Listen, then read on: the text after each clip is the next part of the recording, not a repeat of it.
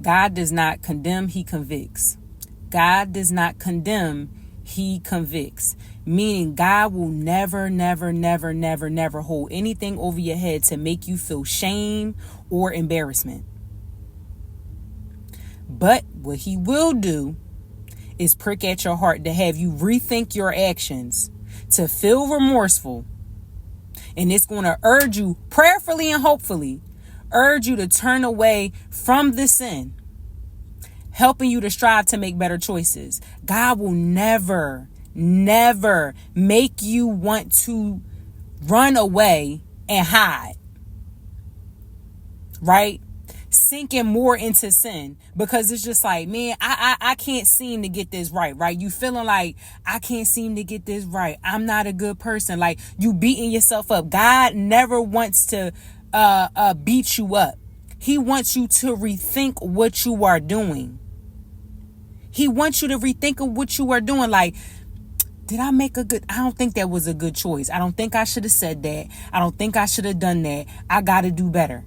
I got to do better. God will never make you run from him, but run to him. When you feeling like you're running from God, that is the enemy. When you're hiding in embarrassment, when you're hiding in shame, when you feel like you can't pray, when you just balled up in knots and you just feeling heavy, that is not of God. And I'm not saying that, that you should not feel a sense of heaviness when you do something wrong, right? I'm not saying that. But what I'm saying is God wants you to run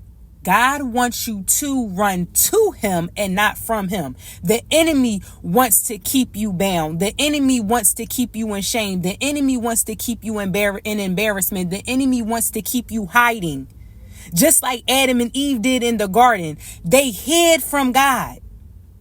So when God came in the garden and said, Adam, where are you? He wasn't talking about like, Adam, where like he couldn't find Adam. He just saying like, where you at in your mind?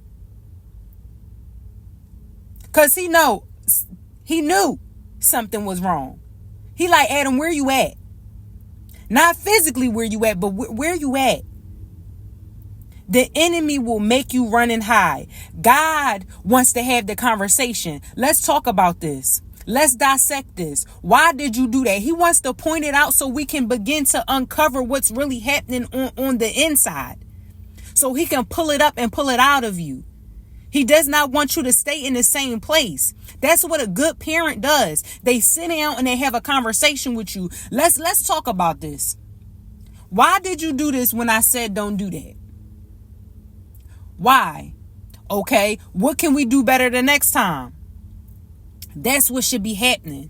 But shouldn't be, God will never beat you down. That's what the enemy wants you to do. And then the enemy just will make you have the thought of, well, I can't seem to get it right no way, so I might as well just keep doing it. God would never. God would never.